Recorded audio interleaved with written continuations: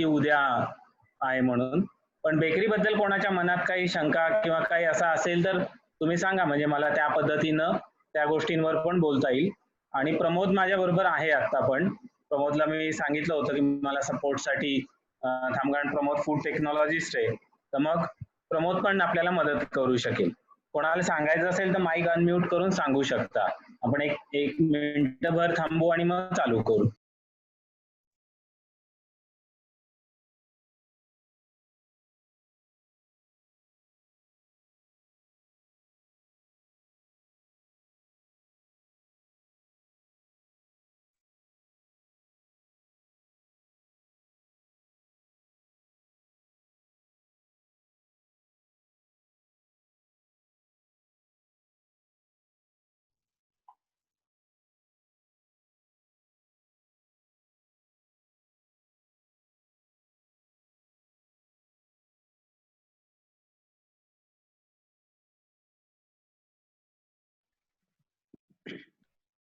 आपण चालू करूया म्हणजे सर. आता जवळपास 29 लोक आले, 30 लोक झाले आणि प्रश्न कोणाला नाही जर मध्यंतरी आले तर आपण घेऊया.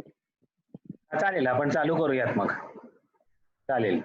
आपण मागच्या वेळेला म्हणजे काल शुगर आणि सॉल्ट ह्याचं बेसिक सायन्स काय आहे, प्रिझर्वेशन टेक्निक काय आहे, शुगर सॉल्ट का वापरलं जातं, त्याचे प्रॉडक्ट किती प्रकारचे आहेत, काय लिमिटेशन्स आहेत त्याला, ह्या सगळ्या गोष्टी आपण काल बघितल्या.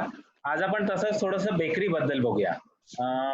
खरं तर मी जेव्हा प्रमोदला म्हटलं की अरे आज मला बेकरी बद्दल बोलायचंय, तर प्रमोदचं पहिली रिॲक्शन अशी होती की बेकरी खूप वास्ट आहे आणि बेकरीच्या प्रत्येक घटकावर कमीत कमी 2 सेशन होऊ शकतील. म्हणजे आपण फक्त बेकिंग सोडा म्हटलं तर 2 सेशन होऊ शकतील, फक्त मैदा म्हटलं तर 2-3 सेशन होऊ शकतील. पण परत एकदा आपल्याला खूप थेरॉटिकल बघायचं नाहीये. आपल्याला फक्त त्याची एक कन्सेप्ट समजून घ्यायची आहे की बेकिंग म्हणजे काय आहे, त्यात कुठल्या गोष्टी महत्वाच्या असतात, इन्व्हेस्टमेंट किती आहे, स्कोप काय आहे, हे आपल्याला थोडंसं बघायचं आहे की जेणेकरून ते पुढं अजून एक्सप्लोअर करायचं का नाही हे तुम्हाला ठरवता येईल. त्यामुळे आपण तसं म्हटलं तर 1 तासामध्ये किंवा पुढच्या 40 मिनिटांमध्ये आपण खूप वरवरच गोष्टी बोलणार आहोत. पण तुमचे प्रश्न काही असतील तरी विचारले तरी चालतील, आपण ते डिस्कस करूयात. तर बेकरीचं आपण जर का सायन्स बघितलं, काल जसं आपण ऑस्मॉसिस बोलत होतो की ऑस्मॉसिस प्रेशरमुळे काय होतं किंवा कोटिंगमुळे काय होतं, तर बेकरीचं सायन्स बेसिकली ड्राय हीटवर अवलंबून आहे. काल जर का तुम्ही बघितलं असेल की आपण परत पाण्याचं प्रमाण कमी करणं, साखरेचं प्रमाण वाढवणं, ह्या गोष्टी बोलत होतो आणि आपण म्हणत होतो की पाण्यातनं हीट ट्रान्सफर होते आणि मग आपला प्रॉडक्ट कुक होतो, आपल्या प्रॉडक्टचं कुकिंग होतं. तर बहुतेक सगळ्या फूड प्रिझर्वेशन टेक्निकमध्ये काहीतरी एक माध्यम वापरलं जातं की जिथं हीट ट्रान्सफर होते आणि बेकरीमध्ये हीट ट्रान्सफर होताना ड्राय हीट ट्रान्सफर होते. म्हणजे आपण कुठेही पाणी स्टीम वापरत नाही, आपण भट्टी तापवतो म्हणजे आपण काय करतो, भट्टीचा सगळा सरफेस तापवतो, आतली हवा तापवतो आणि ती हवा ड्राय असेल असं आपण बघतो. आपण कुठेही त्यामध्ये पाणी किंवा तेल किंवा अशा गोष्टी टाकत नाही, आपण मुख्य करून ड्राय हीटवर काम करतो आणि त्यामुळे आपण त्याचं टेम्परेचर पण जास्त ठेवतो. म्हणजे ऑफकोर्स डीप फ्राईंग मध्ये टेम्परेचर अजून जास्त असतं, पण आपण माहिती आपण बेकिंग करतो त्यावेळेला साधारणपणे 140 ते 200 डिग्री पर्यंत आपण बेकिंग करतो. तर मुख्य करून आपण पूर्ण एन्व्हायरमेंट हीट करतो आणि ड्राय हीट वापरतो. हे एक बेकरीचं बेसिक कन्सेप्ट आहे. दुसरं म्हणजे आपण लिव्हनिंग एजंट वापरतो, म्हणजे आपण काही असे माध्यम वापरतो की ज्याच्यातनं आपल्याला हवी ती कन्सिस्टन्सी, हवी ती टेस्ट मिळेल आणि त्याचंही आपण सायन्स विचारात घेतो ते करत असताना. हवी ती कन्सिस्टन्सी म्हणजे ब्रेड फुगलेला असला पाहिजे, म्हणजे त्याच्या आतमध्ये हवा ट्रॅप झालेली असली पाहिजे किंवा स्टीम ट्रॅप झालेली असली पाहिजे. आपण त्यामध्ये ईस्ट किंवा सोडा वापरतो कारण त्याच्यात आपण पुढे बघूया, पण ईस्ट आणि सोड्यामुळे गॅसेस तयार झाले पाहिजेत आणि ते आतमध्ये ट्रॅप झाले पाहिजेत. त्याचबरोबर आपण बेकिंग करताना परत एकदा काल जसं आपण बघितलं KMS किंवा सोडियम बेन्झोएट, तसं आपण बेकिंग मध्ये पण काही प्रमाणात अँटीऑक्सिडंट्स वापरतो की जेणेकरून त्याची लाईफ वाढेल, ते प्रिझर्व होईल. आणि आपण बेकिंगमध्ये खूप जास्त जोर असतो इफेक्टिव्ह डेकोरेशन आणि पॅकेजिंगवर. म्हणजे ते चांगलं कसं दिसेल, खायला अट्रॅक्टिव्ह कसं वाटेल, ह्या गोष्टीवर आपण जास्त बेकिंगमध्ये लक्ष देतो. बेकिंगमध्ये बेकरीचे 5 मॅजिक मिक्स म्हणतात, म्हणजे 5 खूप महत्वाचे इन्ग्रेडियंट्स. ते इन्ग्रेडियंट जर का योग्य असतील, योग्य प्रमाणात असतील, योग्य क्वालिटीचे असतील, तर मग बेकिंग खूप चांगलं होतं. तर हे 5 गोष्टी आज आपण समजून घ्यायचा प्रयत्न करणार आहे. ह्या सोडून पण बऱ्याचशा गोष्टी आहेत, जसं मगाशी मी म्हटलं तसं. कारण बेकरी खूप मोठं, खूप वास्ट ही एक टेक्नॉलॉजी आहे किंवा हा एक पूर्ण सेगमेंट आहे. पण हे ज्या 5 मॅजिक मिक्स आहेत, ह्या ज्या 5 महत्वाचे घटक आहेत, हे जर का योग्य प्रमाणात असतील, तर मग आपल्याला बेकिंगमध्ये बरेच चांगले प्रयोग करता येतात किंवा बरेच चांगलं काम करता येतं. त्यातला पहिला घटक आहे फ्लोअर, म्हणजे पीठ किंवा आटा. तर आपण ह्याच्याबद्दल जास्त पुढे बघणार आहे, पण मैदा असेल किंवा आटा असेल, मल्टीग्रेन आटा असेल, तर त्याची क्वालिटी, त्याची कन्सिस्टन्सी, ती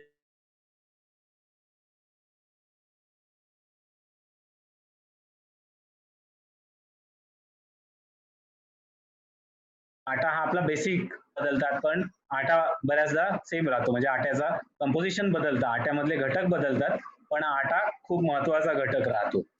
त्यानंतर आपण ज्याला बेकिंग पावडर म्हणतो किंवा बेकिंग सोडा म्हणतो, किंवा बेकिंग सोडा वापरायचा नसेल तर आपण ईस्ट वापरतो. तर हे मुख्य करून पफिंगसाठी आपण ऍड करतो, म्हणजे त्यातनं तयार झालेले गॅसेस आपल्याला त्या टेक्स्चरसाठी वापरायचे असतात. त्यानंतर आपल्याला माहिती आहे की आजकाल एग नसलेले केक्स किंवा ब्रेड किंवा ह्या गोष्टी पण येत आहेत, कारण त्या पद्धतीचे इन्ग्रेडियंट आता अवेलेबल झाले. पण एग हा पण एक खूप महत्वाचा इन्ग्रेडियंट आहे बेकरी मधला. मेजॉरिटी बेकरी प्रोडक्ट मध्ये अंड वापरलं जातं, कारण आपण त्याच्यावर पुढे बोलणार आहे, पण तो एक महत्वाचा बाइंड करणारा इन्ग्रेडियंट आहे. तसंच बटर आहे, ऑइल आहे, की ज्यामुळं एक चांगलं टेक्स्चर येतं, फ्लेवर येतो. शुगर आहे, की जे आपण स्वीटनर म्हणून वापरतो, किंवा शुगर ईस्ट साठी पण महत्वाचं असतं. शुगर मधनं ईस्टची ग्रोथ होते. आणि आपण फॅट, जसं आपण ऑइल वापरतो तसंच आपण बऱ्याचदा पाण्याच्या ठिकाणी, म्हणजे पीठ मळायला आपण दूध पण वापरतो. तर दुधाचा पण एक स्पेसिफिक रोल आहे किंवा त्याचा पण आपण एक स्पेसिफिक उद्देश ठेवलेला असतो. तर ह्या 5 गोष्टींवर आपण जर का लक्ष दिलं किंवा ह्या 5 गोष्टी आपल्याला परफेक्ट जमल्या, तर बेकिंग मध्ये आपल्याला चांगलं काम करता येऊ शकतं. आता आपण म्हटलं की फ्लोअर, मगाशी म्हटलं की ते जे आटा आहे, तो आटा खूप महत्वाचा आहे. एकतर हा बेस इन्ग्रेडियंट आहे कुठल्याही बेकिंग मधल्या पदार्थाचा.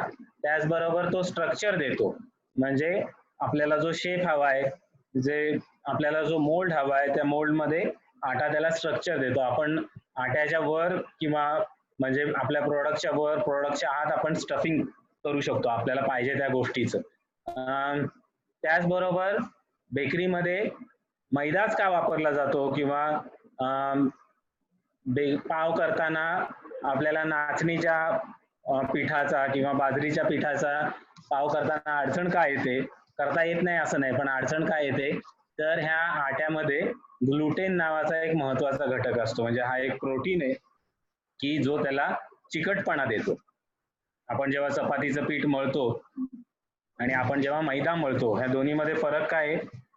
किंवा आपण जेव्हा भाकरीचं पीठ मळतो आणि आपण जेव्हा मैदा मळतो किंवा त्याचं पीठ बनवतो पाणी टाकून, आटा त्याला तयार करून घेतो, तर मैदा जास्त चिकट आहे, तर चिकटपणा येण्याचं काम ग्लुटेन करत असतं आणि इलॅस्टिसिटी आणि स्ट्रेंथ ते देतं. त्यामुळं ती जर का नसेल तर ब्रेड फुगत नाही किंवा फुगल्यानंतर परत चपटा होतो, कडक होतो. तर तो पण महत्वाचा घटक आहे त्या आट्यामधला. त्यामुळं राईट प्रपोर्शन मध्ये आटा वापरणं हे खूप महत्वाचं असतं, आणि ते बाय एक्सपिरियन्स येतं किंवा बाय ट्रेनिंग येतं. तर कुठला आटा किती प्रमाणात वापरायचा, खास करून मल्टीग्रेन जेव्हा आपण ब्रेड बनवतो त्यावेळेला किंवा ब्राऊन ब्रेड बनवतो त्यावेळेला, तर ह्या गोष्टी महत्वाच्या असतात त्यातल्या. आणि आटा हा आपल्याला बेसिकली ऑलमोस्ट सगळ्या रेसिपीज मध्ये मेजर इन्ग्रेडियंट म्हणून घ्यायला लागतो. बेकरीचा जो आटा आहे किंवा बेकरीचं जे पीठ आहे, जो मैदा आहे, तो बाजारात वेगळा विकत मिळतो. आपला जो साधा मैदा असतो तो वापरला तरीही चालतो, पण बेकरीचा मैदा वेगळा विकत मिळतो, कारण तो त्या प्रोडक्ट साठी बनलेला असतो. तर बऱ्याच वेगवेगळ्या प्रकारचे फ्लोअर बाजारात विकत मिळतं. आणि कॉमन जो आटा असतो की ज्यापासून ब्रेड बनवता येईल किंवा त्यापासून आपल्याला टोस्ट बनवता येईल, खारी बनवता येईल, त्याला ऑल पर्पज फ्लोअर म्हणतात. पण अगदी पर्टिक्युलर गोष्टीसाठी पण फ्लोअर मिळतो. म्हणजे फक्त पिझ्झासाठीचा आटा वेगळा मिळू शकेल किंवा घेता येऊ शकेल आपल्याला. फक्त ब्रेडचे परत वेगवेगळे प्रकार असतात. लूफ ब्रेड वेगळा असतो किंवा कडक ब्रेड वेगळा असतो. तर त्या प्रत्येक ब्रेडचा आटा वेगळा असतो. तर त्या पद्धतीनं तो आपल्याला निवडायला लागतो किंवा आपण घेतलेला आटा काही इन्ग्रेडियंट मिक्स करून आपल्याला त्या पद्धतीनं ब्लेंड करून घ्यायला लागतो. तर बाजारामध्ये वेगवेगळ्या पद्धतीचे आटे मिळतात. आजकाल मला मगाशीच प्रमोद सांगत होता की आपल्याला त्याच्यामध्ये काही इन्ग्रेडियंट एक्स्ट्रा टाकलेला आटा पण मिळतो. उदाहरणार्थ काही प्रिझर्वेटिव्ह टाकलेले आहेत किंवा काही ऍडिटिव्ह टाकलेले आहेत, असा आटा पण मिळतो. तर तो स्पेशलाइज आटा असतो, पण ह्याचा अर्थ असा नाही की आपल्या घरातल्या मैद्यापासून आपल्याला बेकिंग करता येणार नाही. त्याच्यापासून पण आपल्याला बेकिंग करता येईल, फक्त तो आपल्याला त्या पद्धतीनं त्या प्रोडक्टसाठी वापरता यायला पाहिजे. त्याच्यानंतर दुसरा महत्वाचा इन्ग्रेडियंट बेकरीमध्ये असतो तो म्हणजे ईस्ट किंवा बेकिंग सोडा.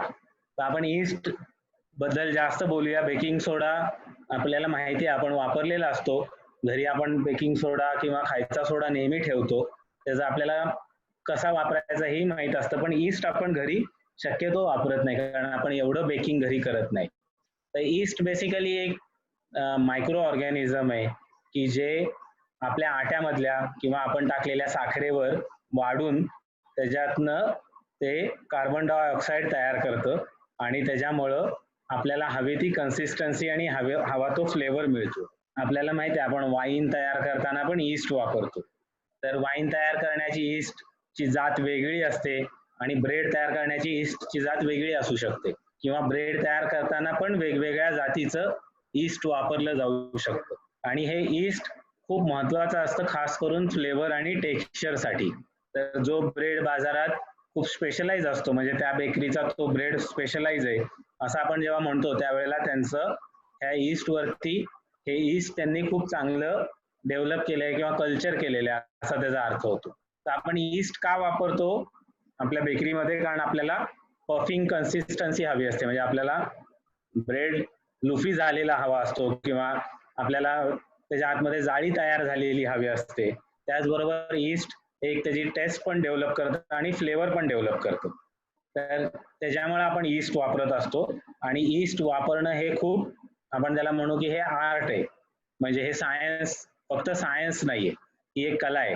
किती प्रमाणात ईस्ट वापरायचं, ते योग्य पद्धतीनं कसं त्याला ग्रो करायचं, म्हणजे आपल्या आट्यामध्ये त्याला योग्य पद्धतीनं कसं ग्रो करायचं, त्याच्या आत तयार झालेला जो गॅस आहे तो गॅस तसाच रिटेन होईल ह्या पद्धतीनं बेक कसं करायचं, ह्या सगळ्या गोष्टी बेकर्स बाय एक्सपिरियन्स शिकत असतात. आणि त्यामुळेच हे बेकर्स खूप स्पेशल असतात. त्यांना खूप बाजारात डिमांड असते, कारण त्यांना ती आर्ट, ती कला जमलेली असते. पण ईस्ट हा बाजारात मिळणारा परत एकदा कॉमन घटक आहे. तो बाजारात आपण विकत घेतो, ते वेगवेगळ्या फॉर्म मध्ये मिळतं. म्हणजे दाणेदार ईस्ट मिळतं, किंवा त्याचे छोटासा तुकडा मिळतो साबणाच्या वडीसारखा, किंवा त्याची पावडर मिळते ड्राय फॉर्म मधली. तर आपला प्रॉडक्ट कुठला आहे आणि आपण कुठल्या फॉर्म मध्ये कम्फर्टेबल आहोत. उदाहरणार्थ आम्ही पाबळमध्ये साबणाच्या वडीच्या फॉर्म मध्ये जो ईस्ट मिळतो त्याला आम्ही खूप कम्फर्टेबल आहोत. आम्ही म्हणजे आमचे बेकर, म्हणजे आमच्या मॅडम की ज्या बेकरी चालवतात, तर त्या साधारणपणे पेस्ट फॉर्म मध्ये जो ईस्ट मिळतो त्याला त्या खूप कम्फर्टेबल आहेत, कारण त्यांना ती कला जमलेली आहे. किती ईस्ट वापरायचा, किती वेळ ठेवायचं, किती टेम्परेचरला ठेवायचं, कुठल्या आटाला हा ईस्ट चालतो, हे सगळं त्यांना जमलेलं आहे. पण बेसिकली फॉर्म जरी वेगवेगळे असले तरी पण मायक्रो ऑर्गॅनिझम सेमच असतो आणि आपल्याला तो वेगवेगळ्या पद्धतीनं वापरता येतो. आता जसं ईस्ट आहे तसं आपण बाकीचे पण मगाशी म्हटलं की आपण 5 गोष्टी महत्वाच्या लक्षात ठेवल्या पाहिजे. त्यातल्या पहिल्या 2 गोष्टी आटा आणि ईस्ट होतं, आणि उरलेल्या ज्या 3 किंवा 4 गोष्टी आहेत, त्यामध्ये एग आहे, शुगर आहे, बटर आहे आणि मिल्क आहे. तर ह्या चारही गोष्टींचा रोल साधारणपणे सेम आहे, म्हणून त्या एकाच स्लाइडवर आहे. त्यांचा रोल बेसिकली आपल्याला जी बेकिंग कन्सिस्टन्सी पाहिजे, आपल्याला जो कलर पाहिजे, त्याच्यामध्ये ह्याचा रोल जास्त असतो. आपण जेव्हा केक तयार करतो त्यावेळेला आपल्याला माहिती आहे की अंड वापरून केक तयार केला तर त्याला एक वेगळी कन्सिस्टन्सी येते, म्हणजे त्याला जास्त पफिंग झालेलं असतं. आणि अंड्याचा सबस्टिट्यूट वापरला तर मग तेवढं पफिंग होत नाही. तर बेसिकली हे चारही पण इन्ग्रेडियंट मुख्य करून त्याला त्या प्रॉडक्टची एक कन्सिस्टन्सी, टेस्ट आणि टेक्स्चर द्यायचं काम करतात. तर ते आपण आपल्या रेसिपी प्रमाणे पण वापरू शकतो आणि आपल्याला हवं तसं कमी जास्त पण करू शकतो. तर हे चारही गोष्टी आपल्याला कमी जास्त करून वापरता येतात आपल्या रेसिपीनुसार, किंवा मग आपण आपलं स्वतःचं एक ब्लेंड तयार करू शकतो या चारही गोष्टींपासून. आता आपण जसं मागच्या सेशनला बघितलं की हे बेसिक इन्ग्रेडियंट जरी असले तरी प्रत्येकाचा प्रोडक्ट हा वेगळा असतो. सकाळी प्रमोद पण आपल्याला सांगत होते की आपण वेगळं पण काय आणतोय हे महत्वाचं असतं. त्यामुळे आपल्याला आपल्या ग्राहकाचा विचार करून, आपल्या स्किल्सचा विचार करून त्यात काही ॲडिटिव्ह वापरायला लागतात आणि बेकरीमध्ये हे खूप मोठ्या प्रमाणात वापरले जातात. कारण बेकरी किंवा बेकिंग प्रॉडक्ट हे बेसिकली आपण असं म्हणू की टेस्ट बर्डचे प्रॉडक्ट आहेत, म्हणजे हे चवीचे प्रॉडक्ट आहेत सगळे. बेकरी प्रॉडक्ट कोणी शक्यतो न्यूट्रिशन साठी खात नाही. इनफॅक्ट न्यूट्रिशनिस्ट सांगतात की बेकरी सोडून द्या, बेकरी प्रॉडक्ट सोडून द्या. कोणाला काही सांगायचंय का?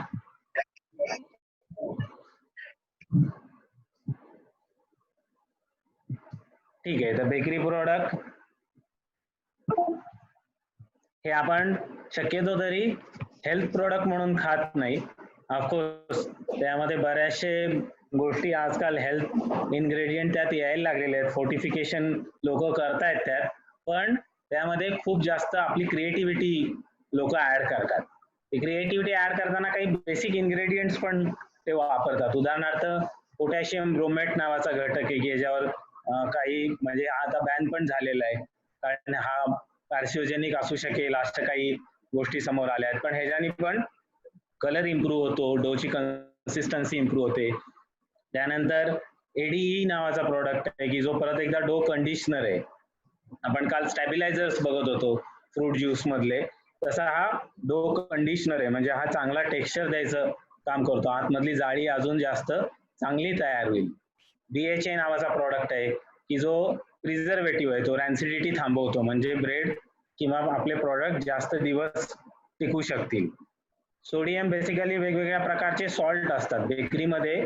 शुगर पण वेगवेगळ्या प्रकारच्या वापरल्या जातात. जसं काल आपण बघितलं की जे आपण शुगर वापरतो ती सल्फर फ्री शुगर आपण पल्पिंग मध्ये वापरू शकतो किंवा वापरतात लोक हेल्दी प्रॉडक्ट बनवण्यासाठी, जास्त चांगला कलर येण्यासाठी. तसंच बेकिंग मध्ये पण शुगर आणि सॉल्ट दोन्ही पण वेगवेगळ्या पद्धतीचे वापरले जातात, त्या रेसिपीनुसार ते ठरतात. त्यामुळे बऱ्याचशा व्हरायटीचे सॉल्ट किंवा शुगर, जसं आपल्याला माहिती आहे की ब्राऊन शुगर बऱ्याचदा बेकरीमध्ये वापरली जाते कारण त्याचा एक स्वतःचा टेस्ट आणि कलर आहे. तसंच सॉल्टचं पण आहे, सॉल्ट पण वेगवेगळ्या प्रकारचे वापरले जातात. बेकिंग सॉल्ट बऱ्याचदा आपल्याला वेगळा विकत घेता येतो. तसंच मार्गारीन आहे. मार्गारीन म्हणजे बेसिकली आर्टिफिशियल बटर म्हटलं तरी चालेल, डालडा सारखाच पदार्थ आहे असं म्हटलं तरी चालेल. तर तो जे स्वस्तातले प्रोडक्ट असतात बेकरी मधले, स्वस्तातली खारी खास करून, कारण खारीमध्ये आपल्याला मोठ्या प्रमाणावर बटर वापरायला लागतं, किंवा स्वस्तातले कुकीज त्याच्यामध्ये मार्गारीन वापरलेलं असतं. मार्गारीनची पण एक स्वतःची टेस्ट असते, पण मुख्य करून कमी खर्चात बटरला सबस्टिट्यूट म्हणून मार्गारीन वापरलं जातं, पण खूप काही हेल्दी नाहीये अशा गोष्टी वापरणं. तर आता आपण एक फ्लो बघून घेऊ की साधारणपणे बेकरीचा फ्लो काय असतो. तर आपण जे आतापर्यंत बघितले की जे काही इन्ग्रेडियंट्स आहेत ते इन्ग्रेडियंट्स एका डो मध्ये मिक्स केले जातात, म्हणजे पिठामध्ये मळले जातात योग्य प्रमाणामध्ये, आणि ते मळल्यानंतर आपण ते जे काही पीठ आहे ते फर्मेंटेशन साठी ठेवतो.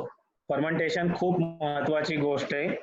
फर्मेंटेशन वर एक सेपरेट लेक्चर होऊ शकेल, पण काय टेम्परेचरला, काय शुगर कंटेंटला, कुठल्या ईस्टला, त्याच्यानंतर कुठल्या फ्लोअरमध्ये असलेल्या ग्लुटेनच्या पर्सेंटेजला आपण ते सगळ्या गोष्टी केलेल्या आहेत. ह्याच्यावरनं ठरतं की आपला आटा किती फुगणार. जसं आपण इडलीचं पीठ तयार करतो तर हिवाळ्यामध्ये ते जास्त फुगत नाही, पण उन्हाळ्यामध्ये पटकन फुगतं, म्हणजे फर्मेंटेशन होतं. तसंच बेकरीमध्ये पण आहे. तुमचा आटा किती फुगणार हे ठरतं की तुम्ही इन्ग्रेडियंट कसे मिक्स केले, तुमचं टेम्परेचर इन्क्युबेशनचं कसं आहे. पण तो फुगणं खूप महत्वाचं आहे.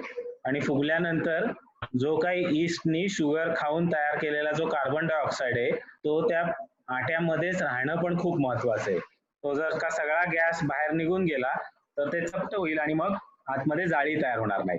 मग फर्मेंटेशन साठी ठेवलं जातं साधारणपणे 2 ते 3 तास. परत एकदा टेम्परेचर जास्त असेल तर कमी वेळात पण फर्मेंटेशन होईल. त्यानंतर फोल्डिंग नावाचा एक खूप महत्वाचा प्रकार असतो बेकरीमध्ये. फर्मेंट झालेला आटा वेगवेगळ्या पद्धतीनं फोल्ड केला जातो, कारण त्याला आतमधली जी जाळी आहे ती जाळी जास्त चांगली तयार व्हावी म्हणून तो फोल्ड केला जातो. ज्या वेळेला मोठ्या बेकरीमध्ये ब्रेड तयार करतात मोठ्या प्रमाणावर तेव्हा हे फोल्डिंग इतकं महत्वाचं नसतं, कारण बल्क मॅन्युफॅक्चरिंग असतं आणि एवढं बारीक बघितलं जात नाही. पण आपण ज्या वेळेला पर्सनलाइज बेकरी करणार आहे, आपण ज्या वेळेला हेल्दी बेकरी करणार आहे, आपण ज्या वेळेला आपलं इनोव्हेशन त्याच्यामध्ये ऍड करणार आहे त्यावेळेला हे फोल्डिंग पण खूप महत्वाचं असतं. आणि तुम्ही जर का बघितलं जर्मन बेकरी पुण्यातली, तिचा ब्रेड इतका वेगळा काय, तर त्यांच्या ह्या सगळ्या टेक्निक्स खूप सेट झालेल्या आहेत आणि त्या स्पेशलाइज आहेत. त्याच्यामुळे आपण बाजारात घेणारा ब्रेड आणि जर्मन बेकरीचा ब्रेड त्याच्यामध्ये फरक आहे, कारण फोल्डिंग मध्ये फरक असतो, इन्ग्रेडियंट मध्ये फरक असतो. पण फोल्डिंग मध्ये बेसिकली आपण गॅस रिलीज करताना अशा पद्धतीनं त्याला फोल्ड करतो की आतमध्ये पापुद्रे तयार होतील. तर आपण जे व्हेज पफ रोल बघतो किंवा आपण खारी बघतो त्याच्यामध्ये पण असंच फोल्ड करून मग बेक केलेलं असतं. फोल्डिंग झाल्यानंतर मग त्याला कटिंग करता 2-3 पद्धतीनं कट करायचा, फोल्ड करायचा, असं 2-3 वेळा केल्यानंतर पाहिजे ती कन्सिस्टन्सी मिळते.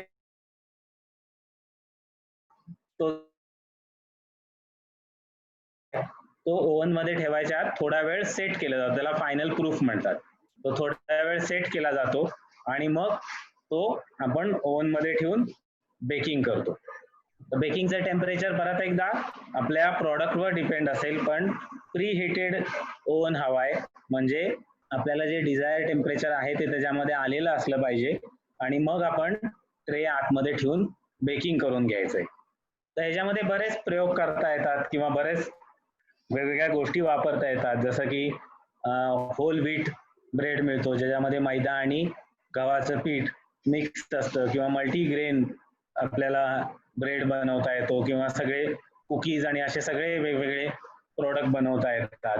आम्ही पण पाबळला किंवा प्रमोद जेव्हा आमच्या बरोबर काम करायचं त्यावेळेला आम्ही बऱ्याच कुकीजवर काम केलेलं होतं की ज्यामध्ये फोर्टिफिकेशन केलेलं होतं, म्हणजे नवीन गोष्टी त्यामध्ये ऍड केलेल्या होत्या. त्याच्यानंतर ग्लुटेन फ्री ब्रेड बाजारात मिळतात. ग्लुटेन इंटॉलरन्स असतो लोकांना, म्हणजे ग्लुटेन चालत नाही, ग्लुटेन खाल्लं किंवा ग्लुटेन असलेल्या गोष्टी खाल्ल्या की पोटात दुखायला लागतं, तर ग्लुटेन इंटॉलरन्स असतो, ग्लुटेन बेकरी प्रोडक्ट त्यांना खाता येत नाही, तर मग ग्लुटेन फ्री बेकरी प्रोडक्ट आजकाल मिळतात, ते महाग असतात बरेचसे, पण तसे आपल्याला प्रयोग करता येऊ शकतात आणि आपण इन्ग्रेडियंट्स अजून पण इनोव्हेटिव्हली त्याच्यामध्ये वापरू शकतो. तर बेकरीच्या प्रॉडक्टची लिस्ट खूप मोठी होईल आणि हे सगळे आपल्याला माहिती आहे, पण साधारणपणे ह्या सगळ्या कॅटेगरीतले प्रॉडक्ट आपण बनवू शकतो. ब्रेड आहे, खारी आहे, toast, biscuit, cookies, cake, muffins, असे आपल्याला म्हटलं तर 100-1 प्रॉडक्टची लिस्ट काढता येईल की ज्यातनं आपण बेकरी बिझनेस करू शकतो. साधारणपणे बेकरीचा सेटअप आपल्याला जर काही इंडस्ट्रियल बेकरी सेटअप हवा असेल तर साधारण ह्या पद्धतीचे वेगवेगळ्या मशीन्स बाजारात विकत मिळतात. ह्या खूपच बेसिक आहेत.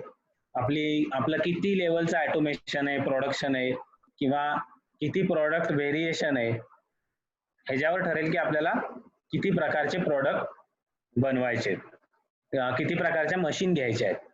पण एक बेसिक आटा मिक्सिंग मशीन असतं, म्हणजे पीठ मळायचं एक मशीन असतं.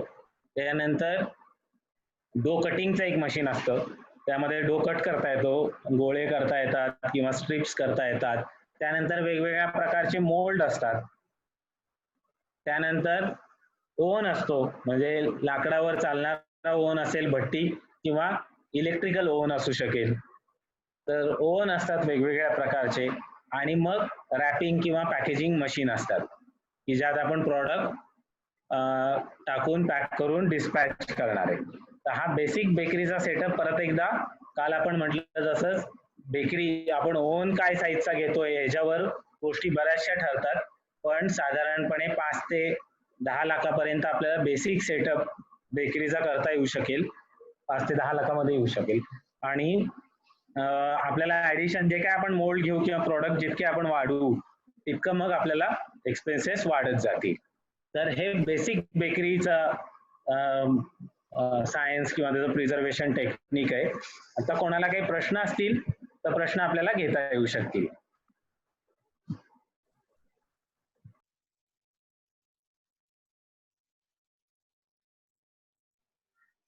नमस्ते साहेब. हा नमस्ते, बोला ना. हा सर. सर आधी बेकरी प्रोडक्ट मी सांगितलं की भरपूर प्रोडक्ट असतो. हॅलो, बोला बोला सर, बोला. हा सर. बोला सर येतोय. हा सर, बेकरी प्रोडक्ट मध्ये भरपूर lot of things package bakery product असतो आणि एक लोकल ती बेकरीमध्ये भेटते, ती एक फ्रेश भेटते. तर त्यामध्ये एक मास प्रोडक्शन आणि एक क्वालिटी कॉन्शियस प्रोडक्शन, त्यामध्ये काय फरक थोडासा थोडा सांगा ना. म्हणजे ती मार्जिन यूज करते आणि लहान ती बटर यूज करते, त्यामुळे ती प्रोडक्ट इतकं चांगलं आणि सॉफ्ट आणि ती म्हणजे एक एक्झाम्पल कॅनी बेकरी त्याची आणि ती रॉयल बेकरीचं प्रोडक्ट पण मस्त असतो. आणि दुसरा काय असा बेकरी असेल लहान तर ती त्यामध्ये ती तितकं ती सॉफ्टनेस आणि ती रिचनेस येत नाही. बरोबर बरोबर बरोबर. प्रमोद, तुम्हाला काय सांगायचंय? माझा आवाज येतोय का? हो येतोय. हा, तर बेसिकली सॅम्युअल्स असं म्हणत होते की जे छोटी बेकरी असते जिथं मास स्केल प्रोडक्शन होतं तिथं, आणि ज्या स्पेशलाइज बेकरी आहेत जसं त्यांनी रॉयल बेकरी सांगितलं किंवा जर्मन बेकरी आहेत, त्या दोन्हीच्या प्रॉडक्ट मध्ये खूप क्वालिटी डिफरन्स, इन्ग्रेडियंटचा डिफरन्स आहे का ते लोक काही टेक्निकच वेगळं वापरतात, असा सॅम्युअलचा प्रश्न आहे. बरोबर ना? Yes sir, yes sir. तर तुमचा जो प्रश्न आहे ना तो बेसिकली एकदम करेक्ट आहे. पण मुद्दा लक्षात घ्या की जी तुमची जर्मन बेकरी आहे किंवा दुसऱ्या ज्या मोठ्या बेकरी आहेत किंवा ज्या वेल रेप्युटेड बेकरीज आहेत त्याच्यामध्ये दोन गोष्टी असतात. एक तर त्यांचं इन्ग्रेडियंट आणि त्यांची जी स्टेप्स असतात, प्रोडक्शन स्टेप्स, त्या फार स्टँडर्डाइज असतात किंवा फार स्किलफुली त्यांनी त्या डेव्हलप केलेल्या असतात. त्यामुळे त्यांच्या प्रोडक्टला येणारं जे टेस्ट आणि टेक्स्चर जे आहे ते फार स्पेसिफिक असतं. त्या मानाने जे छोट्या बेकरीज ज्या असतात ना त्या छोट्या बेकरीज मध्ये SOPs ज्या आहेत, प्रोडक्टच्या ज्या स्टेप्स असतात बनवण्याच्या, त्या एवढ्या स्टँडर्डाइज नसतात आणि त्याच्यामुळे त्याच्या क्वालिटीमध्ये प्रचंड फरक येतो. त्याचबरोबर ह्या सेमिनारमध्ये आपण एक मुद्दा घेतला होता तो फूड ॲडिटिव्हचा घेतला होता. तर बेसिकली बेकरी प्रोडक्ट्स मध्ये जे काही तुमचं टेक्स्चर आणि टेस्ट आणि बाकीच्या जर तुम्ही क्वालिटीचा मुद्दा म्हणता तो 100% डिफरन्स आहे तुमच्या फूड ॲडिटिव्हच्या यूज वरती. म्हणजे त्याच्यामध्ये तुम्ही जे डो इम्प्रूव्हर्स आहे ते कसे वापरत आहात, एमल्सिफायर कसे वापरत आहात, मिक्सिंग कसं करताय, तुमचं प्रूफिंग जे फायनल प्रूफिंग होतं ते कसं होत आहे, त्याच्यामध्ये टेम्परेचरचा जो मुद्दा आहे तो पण महत्वाचा आहे. इवन दो बेकरीमध्ये जे फ्लोअर मिक्सिंग मध्ये जे वॉटर यूज केलं जातं तर ते वॉटरचा सुद्धा फार मोठा इफेक्ट होतो त्याच्यावरती. म्हणजे आपल्याला जर क्वालिटीचा विषय जेव्हा येतो त्यावेळेला ह्या SOPच्या सगळ्या स्टेप्स मात्र आपल्याला फार केअरफुली ह्या स्टँडर्डाइज कराव्या लागतील जर आपल्याला त्यांच्याशी कॉम्पिट करायचं असेल तर. हॅलो प्रमोद सर, हा बरोबर. प्रमोद सर, चॅट बॉक्स मध्ये 2 प्रश्न आले की आपण डालडा वापरू शकतो का बटर मध्ये किंवा बटर नाही. हा, तर त्याच्यामध्ये बघा डालडा हा जो ही जी गोष्ट आहे ना सध्या, आवाज येतोय ना माझा? हो येतोय, बोला बोला ऐकतोय. हा, तर डालडा ऍक्च्युली डालडा हा बॅन प्रोडक्ट आहे. म्हणजे आता नवीन जे रेग्युलेशन्स आलेले आहेत ना त्याच्यामध्ये Dalda is totally trans fat त्याच्यामध्ये असते. तर ट्रान्स फॅटचे त्यांनी स्टँडर्डायझेशन रिलीज केलेले आहेत आणि त्याच्यापेक्षा जास्त जर तुमच्या प्रोडक्ट मध्ये ट्रान्स फॅट असेल तर तो प्रोडक्ट हा अनसेफ प्रोडक्ट कॅटेगरीमध्ये येतो. आणि जर तुमचा प्रोडक्ट अनसेफ कॅटेगरीमध्ये आला तर FSSAIच्या लॉ नुसार, कायद्यानुसार तो जो मॅन्युफॅक्चरर आहे त्याला त्या सेक्शन नुसार मे बी जी पेनल्टी आहे ती पेनल्टी होऊ शकते. त्यामुळे डालडा हा बेसिकली बॅन आहे वापरण्यासाठी. डालडा बॅन असं त्यांनी केलेलं नाही, परंतु ट्रान्स फॅटची लेवल त्यांनी फिक्स केलेली आहे.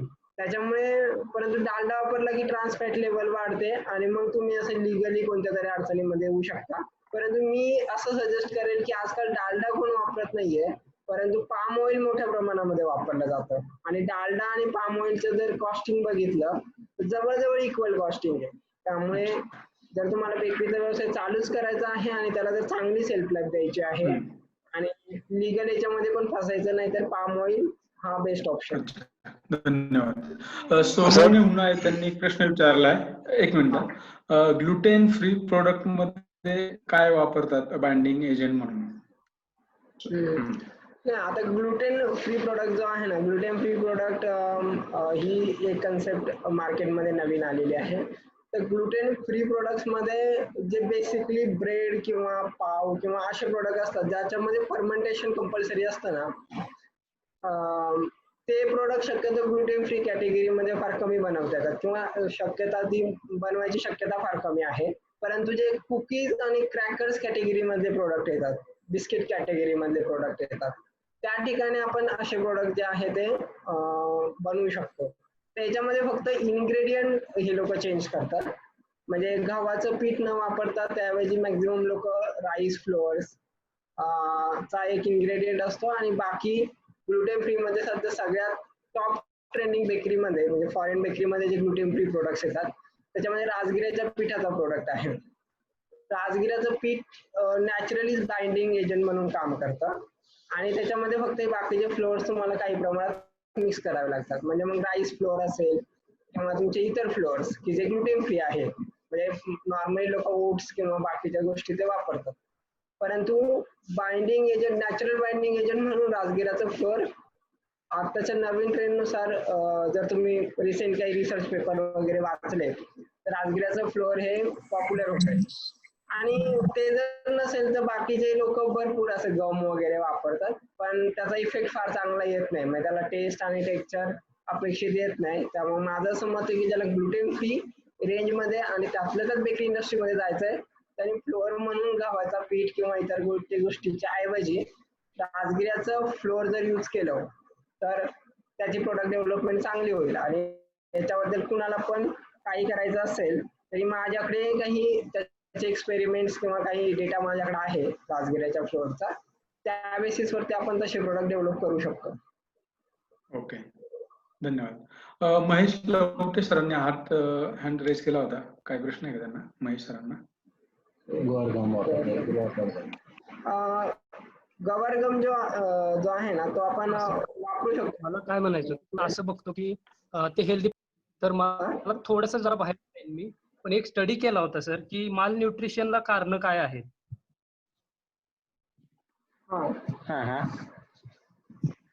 तर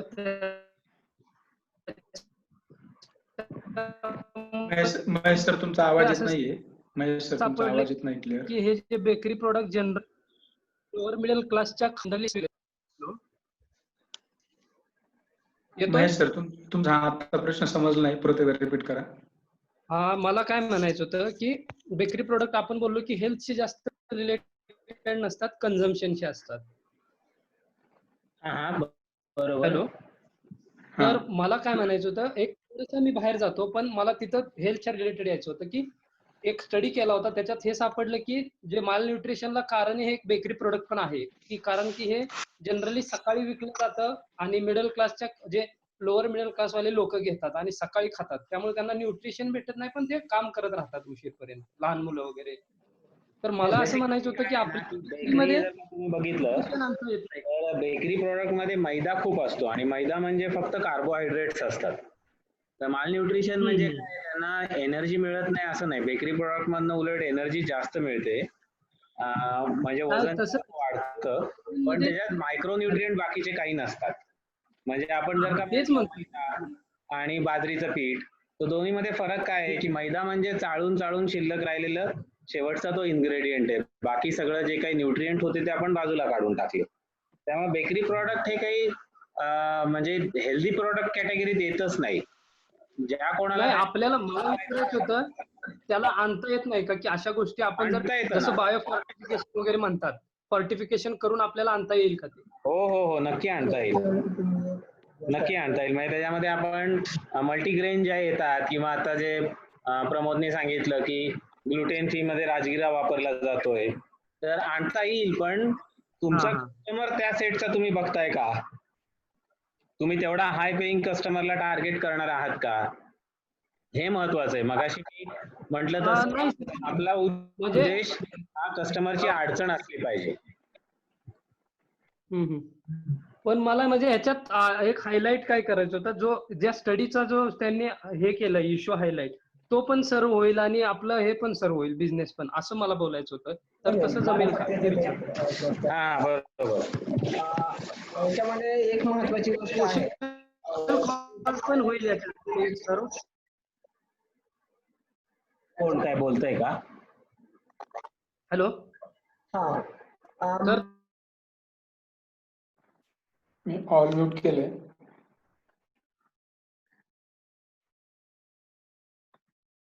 आपण आधी हा प्रश्न पूर्ण करू, मग कोणाचा प्रश्न असेल तर परत तुम्ही माईक अनम्यूट करून विचारा. आपण प्रमोद आता काही ऍड करतोय की जे महेश लवटेंनी विचारलं माल न्यूट्रिशन बाबत, ते आपण आधी पूर्ण करून घेऊ. तर माल न्यूट्रिशन आणि हा जो महेश सरांनी जो प्रश्न विचारला ना, त्याच्याबाबत थोडीशी रिलेशनशिप अशी आहे की जेव्हा बेकरी प्रोडक्ट्स कंझ्युम केले जातात त्यावेळेला जे त्या लोकांची जी दुसरे प्रोडक्ट खाण्याची जी हे आहे क्वांटिटी आहे ती कमी होते. पहिली मुद्दा हा होतो. म्हणजे कारण बऱ्याच लोकांना असं असतं ना, त्यांच्यामध्ये ग्लुटेन सेन्सिटिव्हिटी असते आणि मग त्या लोकांना ते डायजेस्ट होत नाही किंवा पोटामध्ये ते फुगतं किंवा असे प्रॉब्लेम्स होतात आणि त्यामुळे त्यांचं जे कंजम्पशन अदर फूडचं कंजम्पशन आहे ते फार मोठ्या प्रमाणात कमी होतं. म्हणजे हा सेम इश्यू जो आहे तो माझ्या एका कलिग बरोबर झालेला होता. सांगायचा मुद्दा म्हणजे तो सकाळच्या वेळेला नॉर्मली ना हे तुझं खारी आणि टोस्ट खाऊन यायचा कामाला आणि एक दिवस त्याला संध्याकाळी 5 वाजता अचानक चक्कर आली होती. त्याचं वय जर 24-25 वर्ष होतं आणि संध्याकाळच्या वेळेला त्याला 4-5 वाजता जर चक्कर येते कोणताही आजार नसताना आणि नंतर सगळं त्याचं ब्लड टेस्टिंग वगैरे केलं, त्याचं HB लेवल वगैरे बाकी गोष्टी भरपूर कमी निघाल्या आणि सहज विचारताना आम्ही विचारलं होतं, म्हणलं मी संध्याकाळी पण खारी टोस्ट खाऊन येतो आणि सकाळी पण खाऊन येतो आणि संध्याकाळी गेल्यावर पण खारी टोस्ट माझं नेहमी ठरलेलं असतं आणि डबा फार कमी खायचा, तो एखादी चपाती फक्त खायचा. तर हा जनरल गोष्ट आहे ही म्हणजे प्रूव्ह झालेली. पण याच्यामध्ये आपण जर आपल्याला बेकरी प्रोडक्ट आणि त्याचा व्यवसाय करायचा असेल तर आपल्याला सगळ्यात चांगली कन्सेप्ट फोर्टिफिकेशनचे स्टँडर्ड जे आहेत FSSAI न ते आता नवीन आणलेले आहेत. म्हणजे आपण आपला प्रोडक्ट जो आहे तो फोर्टिफाय करू शकतो जे न्यूट्रिएंट्स त्यांनी लिस्टिंग केलेले आहे त्यानुसार. त्याचबरोबर दुसरी सगळ्यात महत्वाची गोष्ट आहे ती म्हणजे आता जे नवीन बॉटनिकल हर्ब्स किंवा जे न्यूट्रिशनरी डेन्स इन्ग्रेडियंट आहे ते आपण त्याच्यामध्ये ऍड करू शकतो.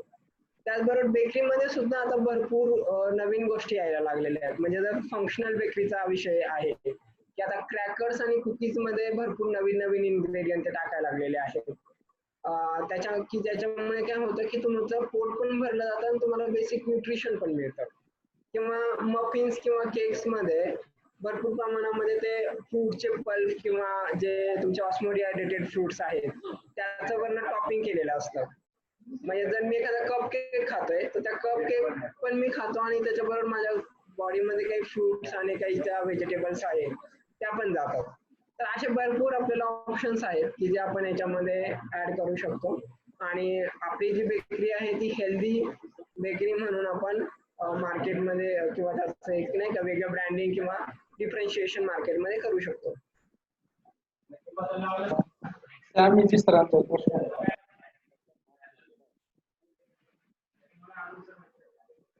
हॅलो सॅम सरांचा प्रश्न. सॅम सर बोला. सर मला विचारायचे 2 प्रश्न होता. एक तर ग्लुटन फ्री तर इज इट इंडियामध्ये अवेअरनेस आलाय की ग्लुटन फ्रीचं की ते आउट ऑफ इंडियाच्या जास्त ते ग्लुटन फ्री खात नाही. इंडियामध्ये ग्लुटन फ्रीचा पण एक त्याचं हे आलंय का? कारण ते आता इतकं काही दिसत नाही ग्लुटन फ्री प्रोडक्ट्स जास्त इंडियामध्ये. नाही इंडियामध्ये बघा आता समजा आपण महाराष्ट्रापुरता विचार केला ना तर महाराष्ट्रामधलं फार मोठं पब्लिक आहे. टिपिकली ग्रामीण भागातलं पब्लिक आहे ते आपल्याकडे आपण ना ज्वारी बाजरी किंवा नाचणी हे आपले आपण मॅक्झिमम कन्झम्पशन करतो. तर ज्या लोक ज्वारी बाजरी नाचणी हे खातात आणि जी लोक दिवसभर चपाती खातात तर यांच्या डायजेशन सिस्टीम मध्ये ना फार मोठ्या प्रमाणात फरक पडायला लागला. पण इंडियन मार्केटमध्ये किंवा आपल्या मार्केटमध्ये अजूनही ग्लुटेन फ्री कन्सेप्ट बूम नाहीये. ही याचा अवेअरनेस मात्र आपल्याला अवेअरनेस थोड्या प्रमाणामध्ये जो टॉप लेवलचा जो कंझ्युमर आहे किंवा पॉलिसी मेकर जे आहेत त्या पॉलिसी मेकर्सला याचा अंदाज आलेला आहे म्हणून तर त्यांनी ग्लुटेन फ्रीचं जे रेग्युलेशन्स आहेत ते रेग्युलेशन्स आणलेले आहेत.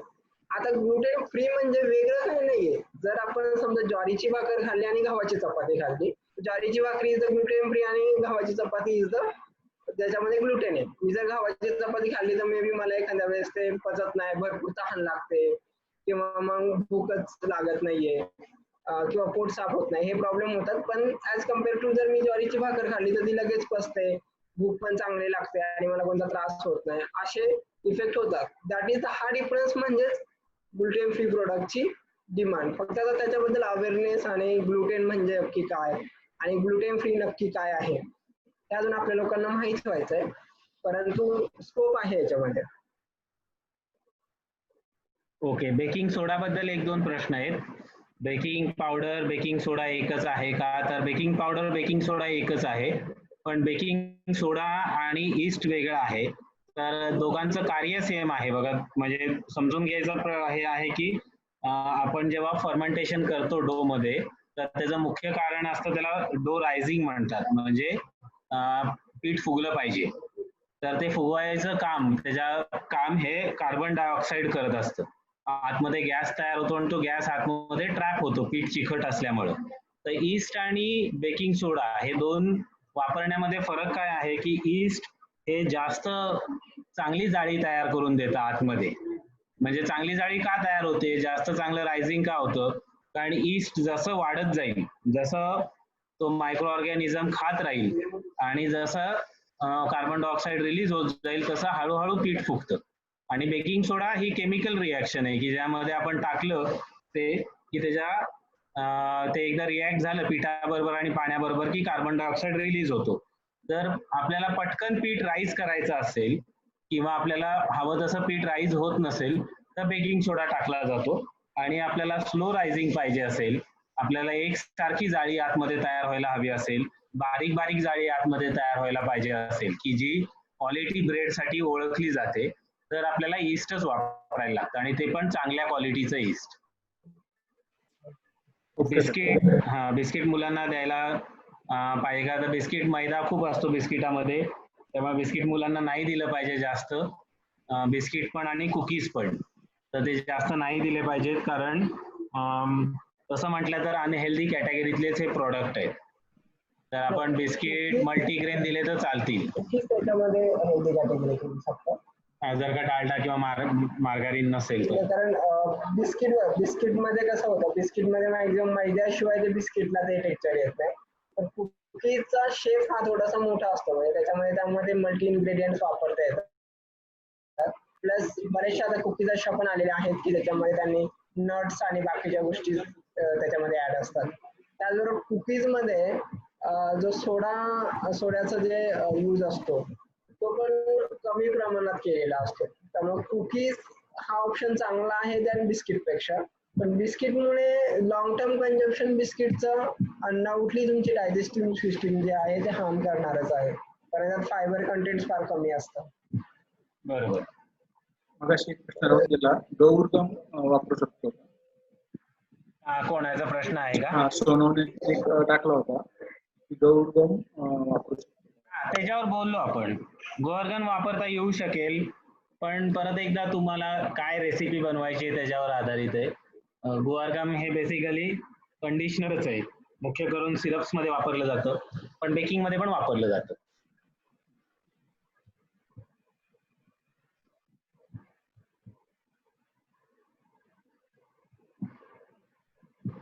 ठीक आहे सचिन सर, मग आता काही प्रश्न दिसत नाहीयेत आपल्याला. बेसिकली असाइनमेंट बद्दल काही अनाउन्समेंट करायची आहे का? असाइनमेंट आणि बँकेबल प्रोजेक्ट रिपोर्ट.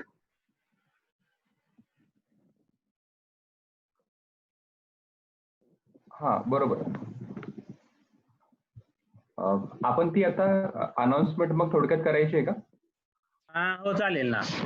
एक तर आपण कालच्या असाइनमेंट मध्ये कोणाला काही अडचण आली का, प्रत्येकाने ऑस्मोसिस ट्राय करून बघितलं का, आणि तसंच बेकरी पण ट्राय करून बघा, बेकिंग पण ट्राय करून बघा.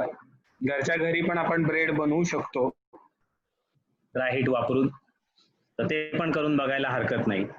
आणि आपल्याला आता प्रोजेक्ट रिपोर्ट बनवायला लागतील प्रत्येकालाच, तर त्याच्याबद्दल सचिन सर आपण काय सांगू शकतो सगळ्यांना?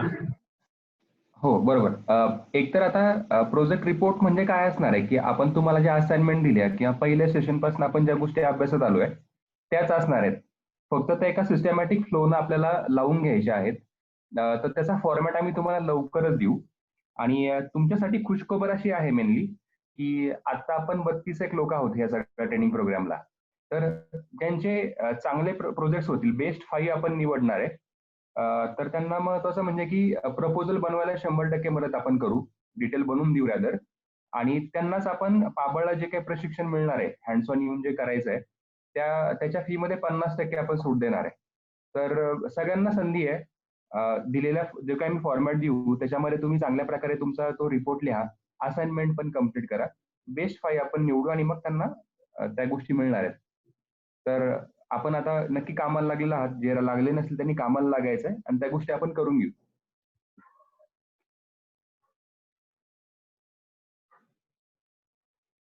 बद्दल कोणाला काही शंका आहे किंवा कोणाला काही सांगायचं असेल तर आपण चर्चा करू शकतो आता. पण सचिन सरांनी मुख्य करून 2 गोष्टी सांगितल्या की जे लोक आम्हाला माहिती चांगल्या फॉर्मॅटमध्ये, म्हणजे आपण दिलेल्या फॉर्मॅटमध्ये जे आपल्याला परत देतील, चांगली माहिती देतील, त्यांना आपण त्यांचं प्रोजेक्ट प्रपोजल व्यवस्थित बनवून देऊ फ्री ऑफ कॉस्ट पहिल्या 5 जणांना.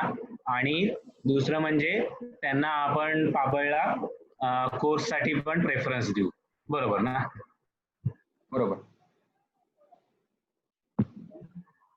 कोणाला काही विचारायचंय किंवा सांगायचं असेल तर तुम्ही सांगू शकता. साहेब नमस्ते साहेब. हा बोला ना साहेब. ही प्रोजेक्ट म्हणजे कोणता प्रोजेक्ट, म्हणजे we have to choose a project का हे आता चालू ही प्रोजेक्ट? म्हणजे तुम्ही जी बिझनेस आयडिया निवडलेली आहे ना, let's for example your business idea is health bar. Yes sir. So right from the start of the session to the end, let's say a day after tomorrow, Okay, जे आपण शिकलो, so all that things you put in a systematic manner, one by one. That becomes your business proposal. Okay, sir. That proposal we will scrutinize and make it more sharpen so that it can be given to a funding partner. बँकेला देता येईल किंवा funding पार्टनरला share करता येईल. तर ते एक आम्ही तुम्हाला ते एडिट करून महेंद्र सावंत सर तो सगळा सपोर्ट तुम्हाला देऊ शकतील. And again when we are going to call you for the on field training, we will offer you some discount. आम्ही तुम्हाला डिस्काउंट ऑफर करू, कारण तुम्ही सिरियसली तुमच्या एंटरप्राइज बद्दल विचार करताय म्हणून. Okay sir. Okay okay okay. अजून कोणाच्या काय आहेत का? हॅलो रणजित सर, एक विचारायचं होतं मला. की जे आपण प्रोजेक्ट, हा हॅलो, आवाज येतो का सर? हो बोला ना. आपण जे प्रोजेक्ट प्रपोजल बनवणार आहोत, तर त्यावेळेस आपण आपला बिझनेस किंवा आपली आयडिया फायनल केलेली असेल, बरोबर? हो हो हो बरोबर. अच्छा, त्यानंतरच आपण प्रपोजल बनवणार, म्हणजे त्यानंतर बनवू तुम्हाला शकतो आणि ते रिअलिस्टिक असलं पाहिजे, म्हणजे आपल्याला जे करायचंय त्याचंच प्रपोजल असलं पाहिजे. ओके ओके, ठीक आहे म्हणजे सर, ठीक आहे. व्हर्च्युअल नको, कारण आपल्याला जे करायचंय त्याचाच आपण जास्त चांगला अभ्यास करू शकतो. बरोबर. Okay sir, thank you. हा ओके. Sir hello. हा बोला. येस, बोला. सर हेल्प म्हणजे कोणी आमच्या मेंटॉरच करणार हेल्प, अगर हेल्प पाहिजे तर? हो, मेंटॉर पण करतील, किंवा मला किंवा सचिन सरांना फोन केलात तरी चालेल, किंवा महेंद्र सावंत सरांना फोन केलात तरी चालेल, ते पण हेल्प करू शकतील.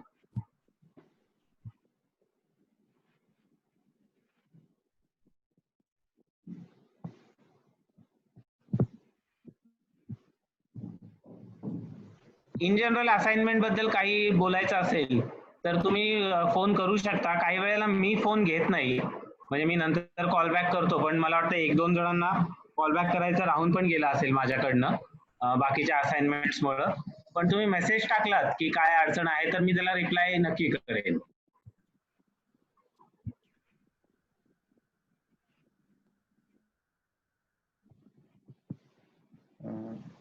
चालेल, बहुतेक आता तरी काही शंका दिसत नाहीये मग कोणाला.